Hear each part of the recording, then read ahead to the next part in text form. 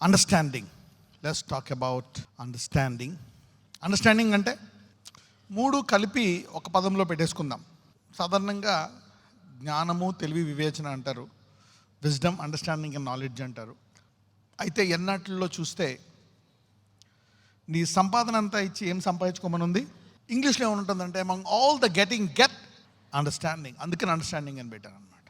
Okay, so 3 topics study చేద్దాం. Number 1 is conscious of his righteousness. Number 2, communication by faith. Number 3, containers of his fullness. Understanding అంటే ఈరోజు జ్ఞానము అని పెట్టుకోండి. ఆయన నీతి మనలో ఉంది అనే మనసాక్షి కలిగి ఉండుట. తెలుగులో రాసుకోండి, ఆయన నీతి మనలో ఉందనే మనసాక్షి కలిగి ఉండుట. రెండవది విశ్వాసంతో మాట్లాడుట. మూడవది ఆయన సంపూర్ణతను కలిగి ఉన్న మన దేహము, ఆయన సంపూర్ణతను కలిగి ఉన్న మన శరీర, ఆత్మ, ప్రాణము. Okay, so that's it. Let's go. Number 1, Romans 3:20. రోమిల్కి రాసిన పత్రిక 3:20. ఏలయనగా ధర్మశాస్త్ర సంబంధమైన క్రియల మూలముగా ఏ మనుషుడును ఆయన దృష్టికి నీతిమంతుడని తీర్చబడడు. ధర్మశాస్త్రము వలన పాపమనగా ఎట్టిదో తెలియబడుచున్నది. ఎంతమందికి కృపావాక్యము అనే పునాది పడ్డది?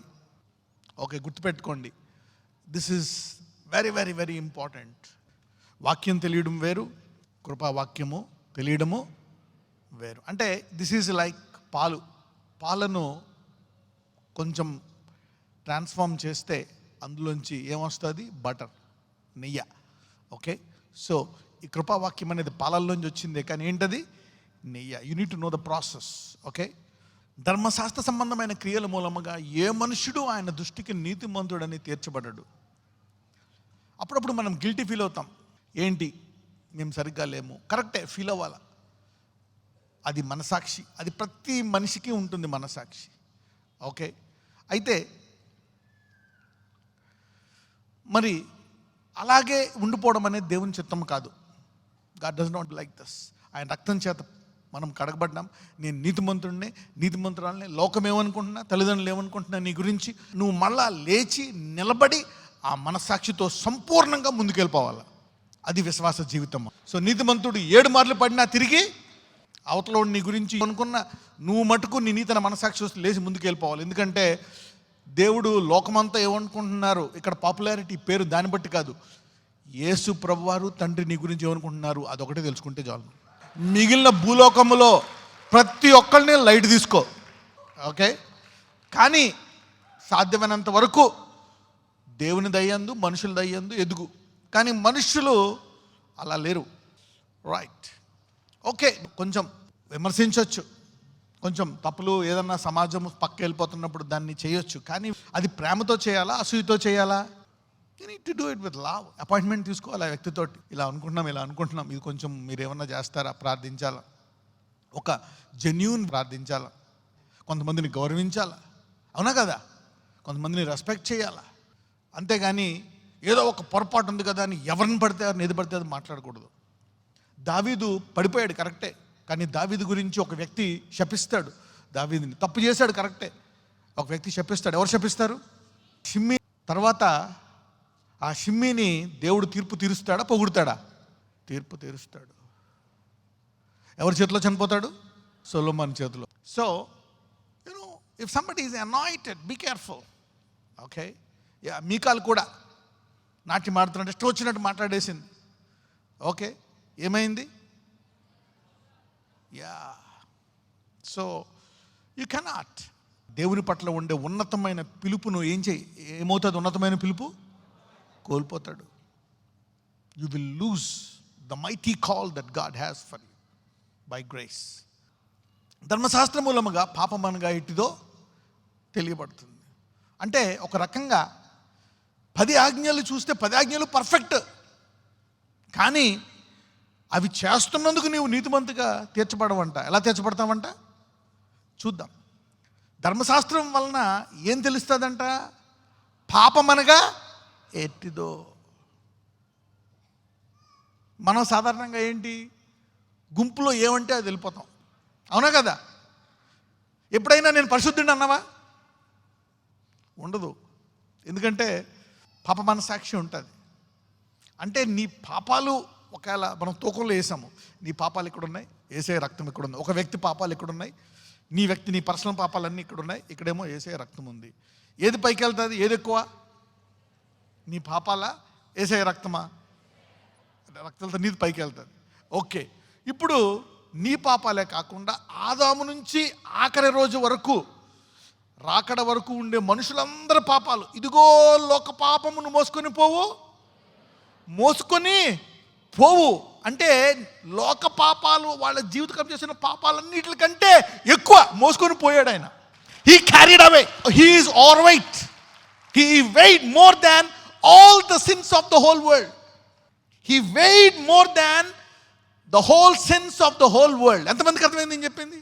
అంటే భూలోకములో ప్రతి ఒక్కరు జీవితకాలంలో చేసిన పాపాలు తూకం వేస్తే ఆయన పాపాలు ఓకే, ఒకవేళ ఆయన రక్తము కుడిహస్తంలో పెట్టారనుకోండి, ఎలా ఉంటుంది తెలుసా? అంటే ఆయన రక్తమే ఎక్కువ, ఈ పాపాలన్నీ కూడా పోయాయి. అలాంటప్పుడు ఆయన నామం ధరించుకున్న నీవు పాప మనసాక్షి కలిగి ఉండొచ్చు, కానీ అప్పుడప్పుడు కనీసం వారం గొర్రెలైనా నేను నీతిమంతుడు అనాలి లేదా?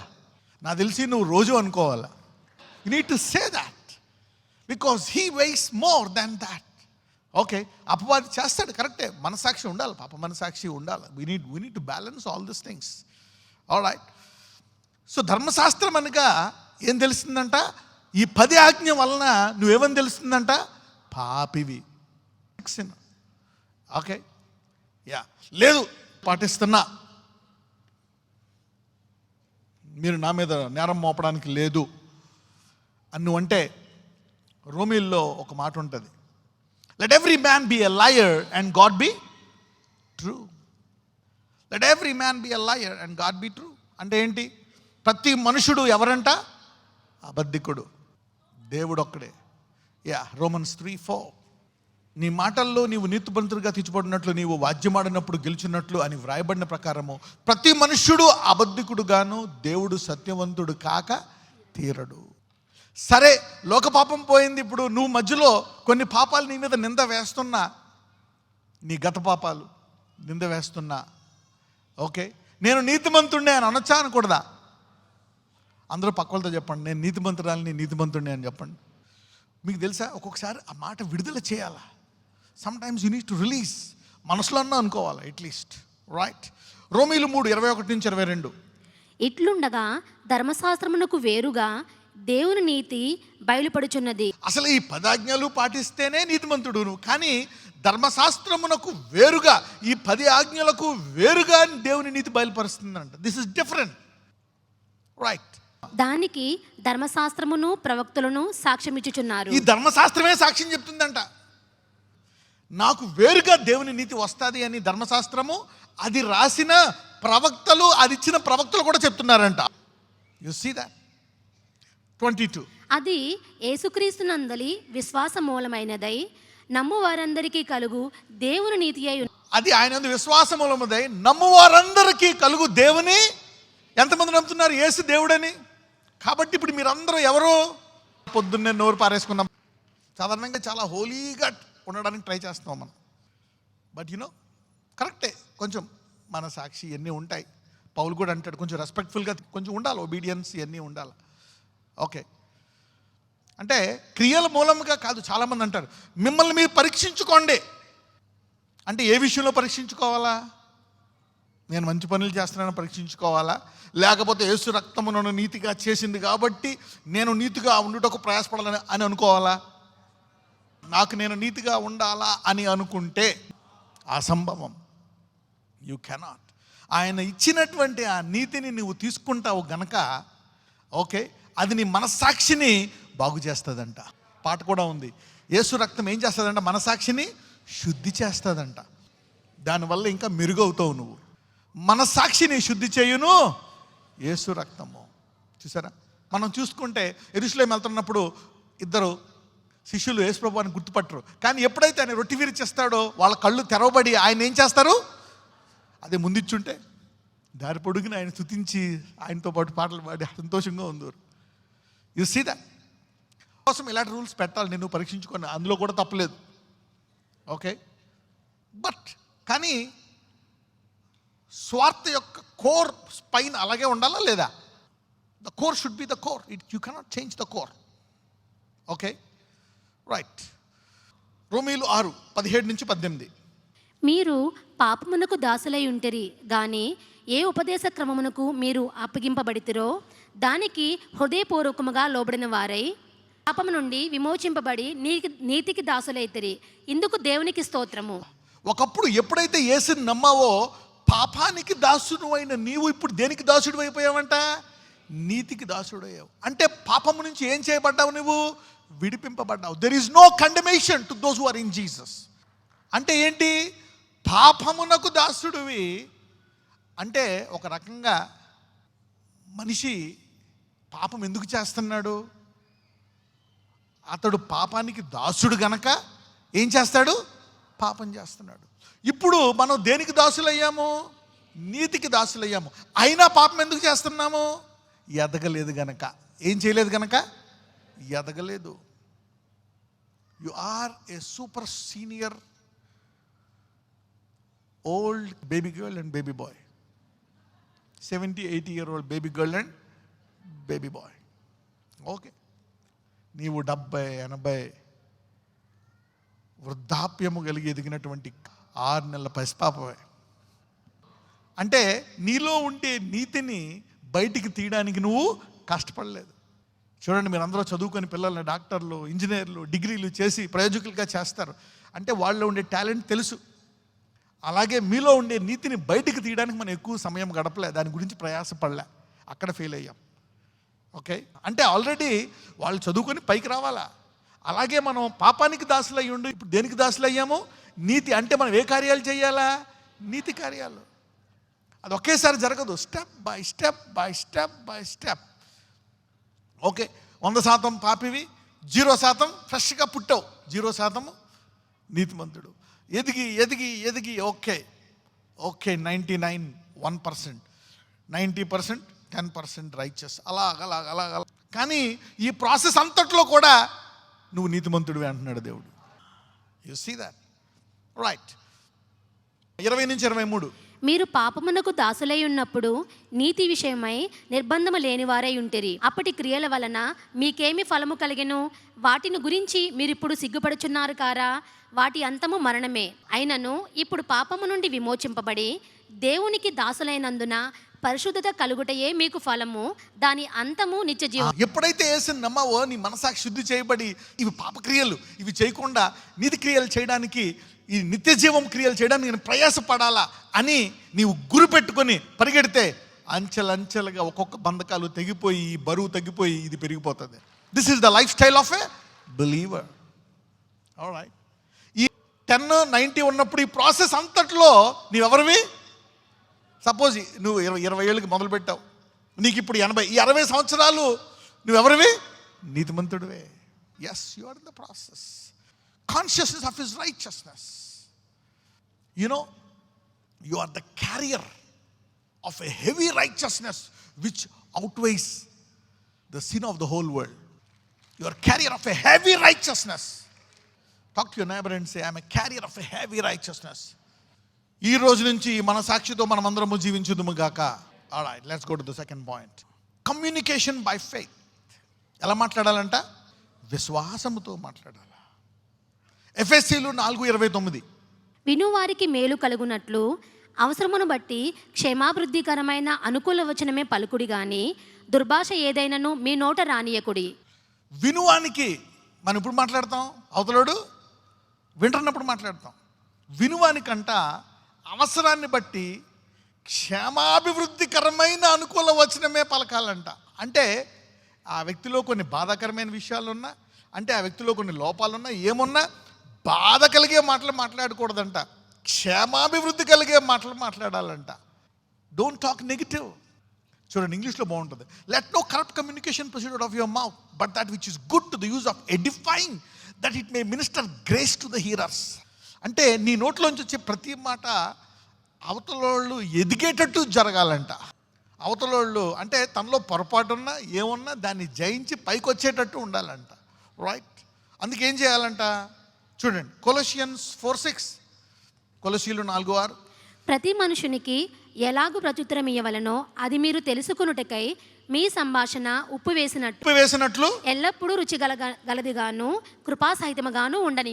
ఏమేయాలంటే నీ మాట్లాడుతున్నప్పుడు కొంచెం ఉప్పు వేసుకోండి ప్రతిసారి. ఎందుకంటే పొద్దున్న ఎవరో ఒకడు మనల్ని ఇబ్బంది పెట్టేవాడు, కారోడు బైకోడు, ఇలా చూసేలా అంటాం కారోడు. ఓకే, పొద్దున్న లేచి సాయంకాలం మధ్యాహ్నం ఎవరో ఒకళ్ళు ఇసుకు పుట్టిస్తారు. ఒక్కొక్కసారి ఎవరో అవసరం లేదు, నీ ఫ్లాష్ బ్యాక్ నీకు గుర్తొస్తుంది. అందుకే దేవుడు తెలుసు అనమాట. అందుకనే అక్కడ ఒక మాట అంటాడు, ఎల్లప్పుడూ మీ సంభాషణ ఎల్లప్పుడూ ఎలా ఉండాలంట? ఉప్పు వేసినట్లు.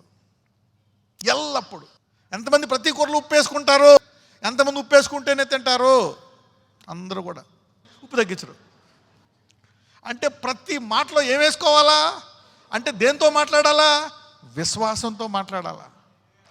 You cannot talk what ever you want. ఎందుకంటే ఒకవేళ నువ్వు ఏది పడితే అది మాట్లాడితే నీ హృదయం నిండిన దాన్ని బట్టి నోరు. ఎంతమంది హృదయం? ఒకరి హృదయమా అందరి హృదయమా? అంతే. కాబట్టి కంపల్సరీ మాట్లాడుతున్నప్పుడు విశ్వాసం యాడ్ చేయాలి. పరిశుద్ధాత్ముడు సహాయం చేస్తాడు. పరిశుద్ధాత్ముడా సహాయం చేయి, ఏం మాట్లాడాలో. You see that he will talk to you. You see that now God is telling you need to talk by faith. You cannot talk what you want. లూకా 6:45. సజ్జనుడు తన హృదయమును మంచి ధననిధిలో నుండి సద్విషయములను బయటికి తెచ్చును, దుర్జనుడు చెడ్డ ధననిధిలో నుండి దుర్విషయములను బయటికి తెచ్చును. హృదయము నిండియుండు దానిని బట్టి ఒకరి నోరు మాటలాడును. దుర్జనుడు అంటే విశ్వాసాన్ని మాట్లాడలే, విశ్వాసం ఉన్నా కానీ ఉపయోగించినోడు. శరీరం అధిగమించేసింది నీ నోటిని. You see that, be conscious of that.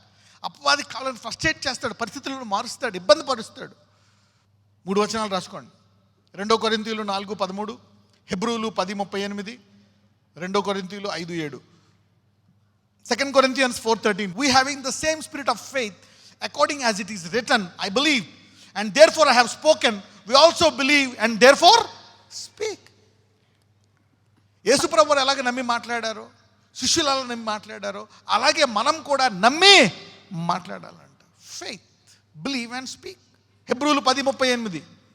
నా ఎదుట నీతిమంతుడైన వాడు విశ్వాస మూలముగా జీవించును, దాన్ని అతడు ఆయన ఎదుట నీతిమంతుడు ఎలా జీవించాలంట? So you need to talk by faith. 2 కొరింథీయులు 5:7. For we walk by faith not by sight. మన ఫీలింగ్స్ని బట్టి, మన పరిస్థితులను బట్టి మనం చేయము. చూడండి 6వ వచనంలో ఉంటుంది తెలుగు బైబిల్లో, వెలుచూపు వలన కాక విశ్వాసం వలననే నడుచుకొనుచున్నాము. So add salt. ఈ రోజు నుంచి ఉప్పు వేసినట్లు మీ ఇంట్లో నుంచి మీ భాష మారిపోవును గాక. అప్పుడప్పుడు నీ శత్రువు వస్తాడు, అప్పుడు ప్రభువా 2 కేజీలు ఉప్పు నాయన, ఎందుకంటే అప్పుడు ఎంత ఉప్పు సరిపోదు నీకు. వాళ్ళతో మాట్లాడాలంటే ఒక 2 రోజులు సిద్ధపడండి. ప్రభువా ఉప్పుతో నింపు నాయన, fill me with salts. Okay, you need more peace to talk to those things. Right? Okay, మొదటిది ఏం చెప్పాను? ఏ మనసాక్షి కలిగి ఉండాలా? ఆయన యొక్క నీతిని మనము కలిగి ఉన్నాం కాబట్టి మనం ఎవరము? నీతిమంతులమే. Conscious of his righteousness. May your conscious remind you that you are righteous from today in Jesus mighty name. ఈ రోజు నుంచి మీ మనస్సాక్షి మీరు నీతిమంతులని మీకు జ్ఞాపకం చేయను గాక. అందుకే you need to remember yourself that you are righteous. అందరూ చెప్పండి, ఐఎమ్ రైచియస్, ఐఎమ్ రైచియస్ అని 3 సార్లు అనండి. By the blood of Jesus అనండి, యేసు రక్తము ద్వారా అనండి. లోక పాపాన్ని మోసుకొని పోవు గొర్రెపిల్ల ద్వారా అనండి. Sometimes you need to bless your self. దావీదు కూడా ఎవరు లేరు చెప్పుకోవడానికి. నా ప్రాణం ఆయన మాట్లాడుకుంటాడు, కృంగి ఉన్నావు, ఏంది ఎలా కృంగి ఉన్నావు, లే గుర్తెచ్చుకో పాతి అన్నీ. Father, in the name of Jesus Lord, heal them now. యెహోవా రాఫా, వారిని ముట్టి స్వస్థపరచండి నాయన. దేహంలో ఎక్కడెక్కడ ఎటువంటి ఇబ్బంది ఉందో వారిని ముట్టి స్వస్థపరచండి లార్డ్ జీసస్. ఏ వ్యాధి అయితే కుదరదంటున్నారో, తగ్గదంటున్నారో ఆ వ్యాధిని ముట్టి పరిపూర్ణముగా స్వస్థపరచండి నాయన. ఎవరెవరైతే ఇంకా నా బలహీనతలు పోవట్లేదు అనుకుంటారో ప్రతి బలహీనతను విరగొట్టే కాడి దయచేయండి. సిగరెట్, త్రాగుడు, విచారము, దురలవాటు, ఆయా చెడ్డవాటిని చూడట, చెడు రిలేషన్షిప్స్, ఆయా వివాహాన్ని గణపరచినటువంటి కార్యాలు, వివాహానికి ముందు ఆయా సిద్ధపడి పరిశుద్ధంగా ఉండి పరిశుద్ధంగా వివాహానికి వెళ్ళేటువంటి జీవితాలను వారికి దయచేయండి. అన్ని కాళ్ళను విరగొట్టండి నాయన. Yes, break every yoke. అందరూ చేతులు పైకెత్తండి. అయ్యా ఈ హస్తాలను ఆశీర్వదించండి. దావీదుతో అన్నావు, ఇదిగో నీవేమి చేసినా ఆశీర్వదిస్తావని ఈ చేతులను అయ్యా అవి చేసే పనిని లోటు లేకుండా వారి పిల్లలకు ఆహారం ఇచ్చి ప్రయోజకులుగా చేసి వారికి కావలసినవి సమృద్ధిగా పొందుకొని వారి గిన్నె నిండి పొర్లి ఇతరులకు ఆశీర్వాదంగా మారే చేతులుగా ఆ చేతులను ఆశీర్వదించమని, అన్ని రంగాల్లో ఆశీర్వదించమని ఈరోజు విత్తిన వాక్యము ప్రతి ఒక్కళ్ళలో నూరంతలు ఫలించునుగాక, గొప్ప మార్పు తీయునుగాక. నజరేయుడనేసి మనం ప్రార్థిస్తున్నాము తండ్రి. Amen. God bless you. Thank you very much. See you again.